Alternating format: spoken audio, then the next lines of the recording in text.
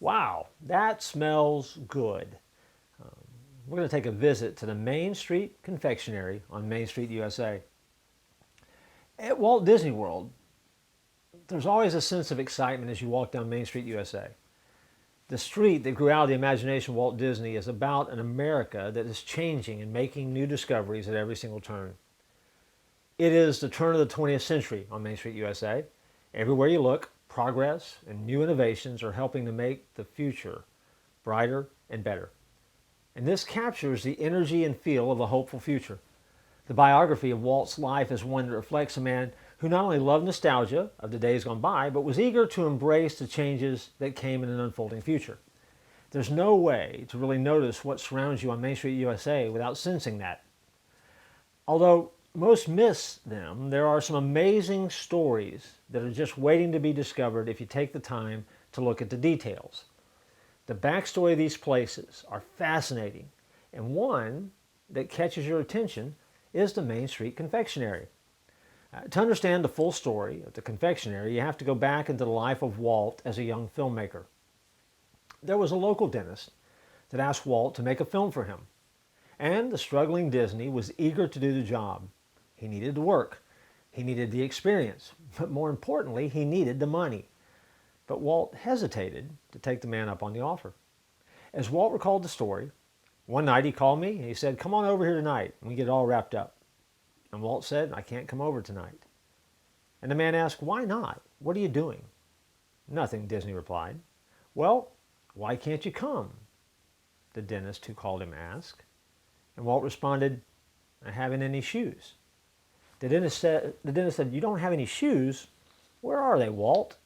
And Walt explained that the one pair of shoes that he had were falling apart. Needing to get them fixed, he had taken them to the shoemakers for repair. The shoes were fixed, but the repairman wouldn't give the shoes back to Walt until he paid the bill. So Walt had no shoes, and he was going to have no shoes until he came up with $1.50 to pay for the repair work. Silence on the phone for a few seconds followed as the dentist listened to the explanation. And then he finally said, "Well, is the shoemaker still open?" Walt replied, "I think so." And so in just a short time, the dentist came over to pick up Walt. Together they drove to the repair shop where the dentist paid for the shoes. The freshly resold Walt Disney then went home with him, and they finished the deal for Walt to make his film. Walt never forgot that kindness, and the gift of kindness influenced Walt throughout his life. He realized how important it was to do for others, and how simple acts for others at just the right time might just change the trajectory of your life forever. The dentist was named Dr. Thomas McCrum, and the influence he had in Walt's life lasted a lifetime. At the candy shop on Main Street, USA, a special sweet and sentimental meaning was included in the original backstory. In the backstory, the owner of the candy shop gets his name from the dentist who hired Walt Disney to make one of his very first films in 1922. Disney history buffs will remember the title. It was an educational piece called Tommy Tucker's Tooth. An insider joke was that only in the world of Disney would a dentist own a candy shop. In the world created by the Imagineers, confectionery owners Thomas and Kitty McCrum had attended the World Columbian Exposition in Chicago back in 1893, where Thomas was fascinated and impressed with all the mechanical wonders on display at Machinery Hall. As often happens, impression turned into inspiration as McCrums returned home from the fair, and Thomas set about applying what he had learned to the creation of fantastic new devices for making candy and chocolates. The progress and sense of discovery led to the mechanization responsible for the growth of the Main Street Confectionery. And that's why, as you look at the decor, you see colorful machines, contraptions, and creations making candy magic happen. Scattered throughout the shop, you'll find some of the early attempts that Thomas made to create better and more efficient ways to make candy. If you keep a keen eye out, you'll spot the souvenir program for the 1893 fair. Although this is an amazing and unusually unknown backstory, the actual roots of the story is found in the life of Walt himself. Disney's father, Elias, worked as a contractor at the World Columbian Exposition after moving his young family to Chicago in the early 1890s. Eventually, Elias would build a home on Tripp Avenue where Walt was born in 1901. Walt's older brother Roy was born there, and then later younger sister Ruth was born there as well. This home became somewhat of a model home for others that he would build in the same neighborhood.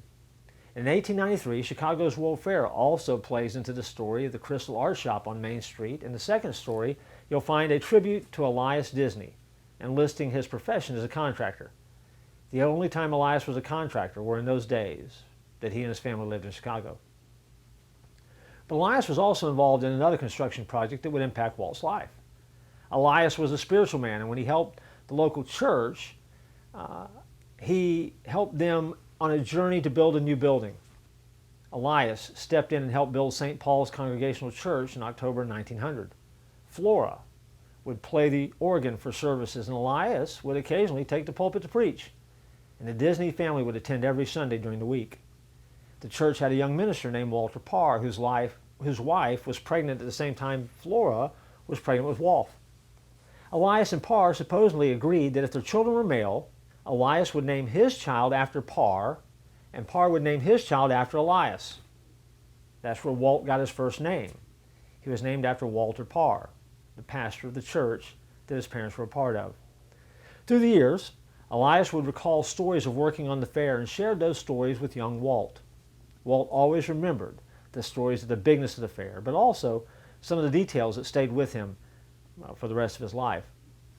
The expo was divided into two sections.